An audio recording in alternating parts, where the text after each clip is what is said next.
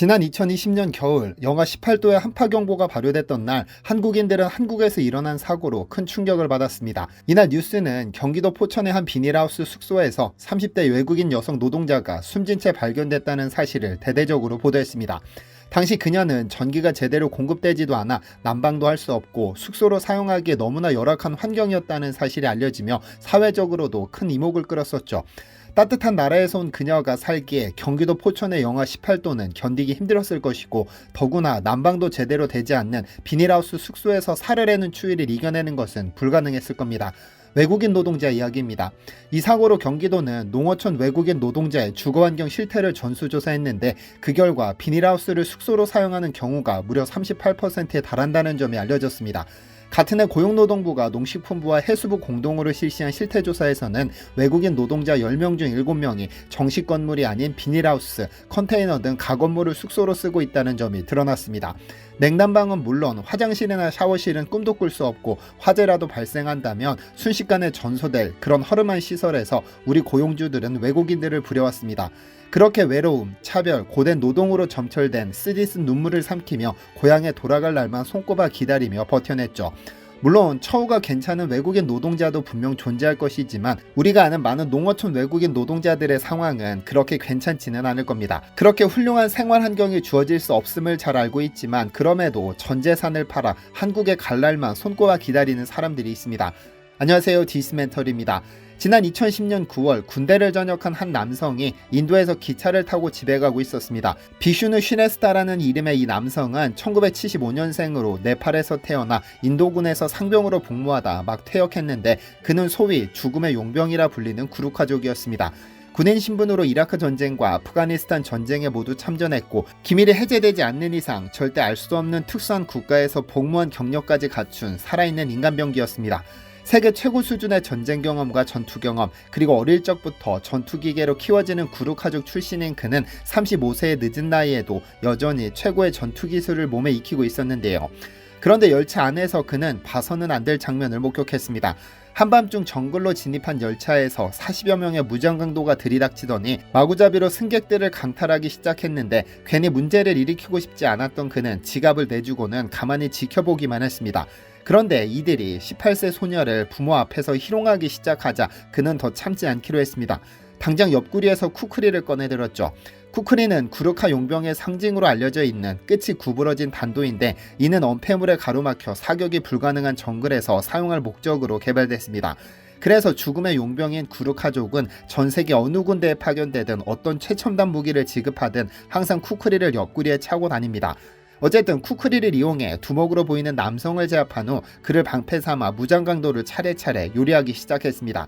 약 20분의 사투에서 그는 3명을 제압하고 도망치는 이들을 쫓아가 8명의 중상을 입혔으며, 나머지 30명은 전부 겁을 집어먹고는 도망쳐버렸는데요.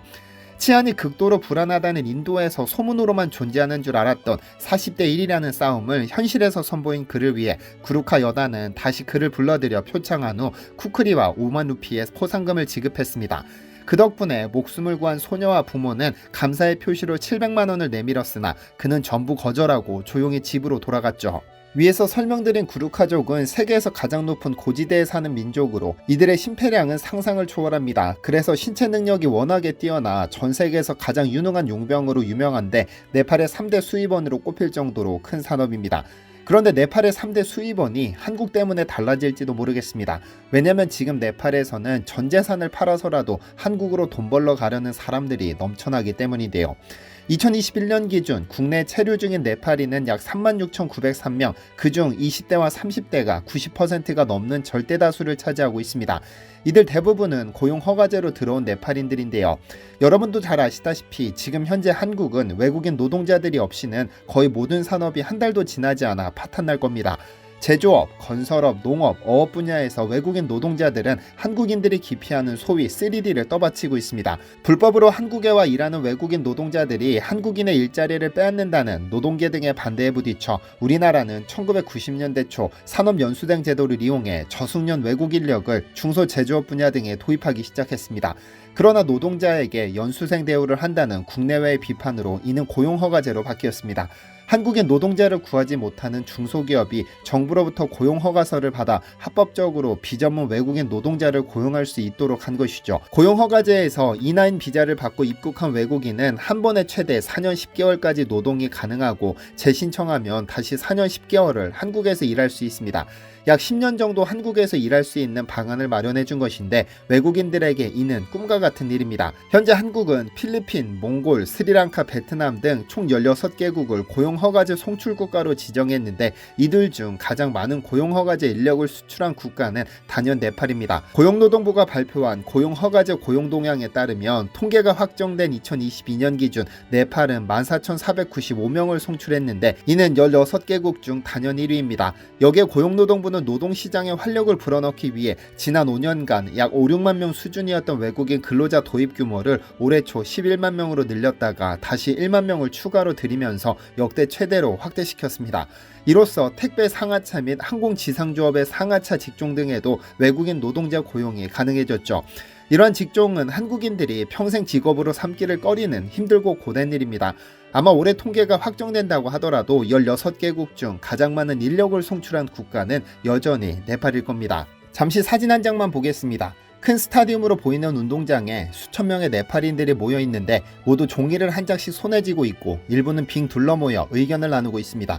이 사진은 네팔 현지에서 찍힌 사진으로 한국의 고용허가제를 신청하기 위해 원서를 접수하는 풍경인데요. 한국에서 일하기 위해 이 많은 사람들이 대기하고 있다는 사실이 놀랍기만 한데 이는 고용허가제 송출국가 16개국에서는 흔히 볼 수 있는 모습이죠. 사실 이들에게 한국에서의 취업은 인생 역전의 기회입니다. 동일한 일을 네팔 현지에서 했을 때보다 10배 이상의 임금을 받을 수 있기 때문에 약 10년간 한국에서 일하고 현지로 돌아간다면 그들은 분명 상류층이 될 겁니다. 고용허가제를 신청하기 위해서는 한국어 능력시험과 기능시험, 직무능력평가를 거치고 합격한다면 체력, 면접, 기초기능, 직무능력 등 4가지 영역을 통과해야 한국에 취업할 수 있는데요. 그래서 지금 네팔에서는 한국어 배우기 열풍이 어마어마한 상황입니다. 네팔 제2의 도시 포카라에는 매일같이 한국어를 배우려는 학생들이 늘고 있는데 이들 중에는 차로 10시간 떨어진 곳에서 전 재산인 물소를 판 거금으로 한국어를 배우는 학생도 있습니다. 거주비와 학원비까지 한 달에 약 20만 원가량이 소요되지만 일단 한국에만 취업하면 한 달 일하면 물소 수십 마리는 살 수 있으니 전 재산을 거는 겁니다. 매년 한국어 능력시험 응시자 수가 9만 명이 넘지만 그중 9천 명 정도가 합격할 정도로 경쟁이 치열하다고 하죠. 이렇게 이들이 목숨 걸고 한국어를 배우는 이유는 한국은 기회의 땅이자 이미 성공의 증거들이 존재하기 때문입니다. 위에서 언급했듯 고용허가제는 2004년 8월부터 시행됐고 한 번의 연장이 가능해 대략 10년가량 한국에서 일할 수 있습니다. 그래서 연장하지 않고 돌아간 네팔인 노동자들이 있는 반면 이제 10년 체류 만기가 도래해 네팔로 돌아가는 이들이 등장할 겁니다.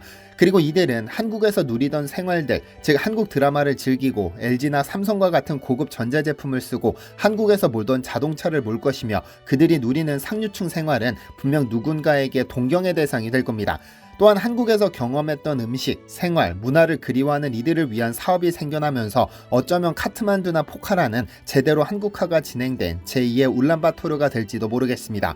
10년 뒤, 20년 뒤 네팔은 어떤 모습으로 변해 있을까요? 시청해주셔서 감사합니다. 디시멘터리에서는 여러분의 제보를 기다립니다. 제 채널에서 다뤘으면 좋겠는 뉴스 또는 널리 알려졌으면 하는 영상은 디시멘터리 네이버.com으로 보내주시면 소중히 제작하겠습니다. 시청해주셔서 감사합니다.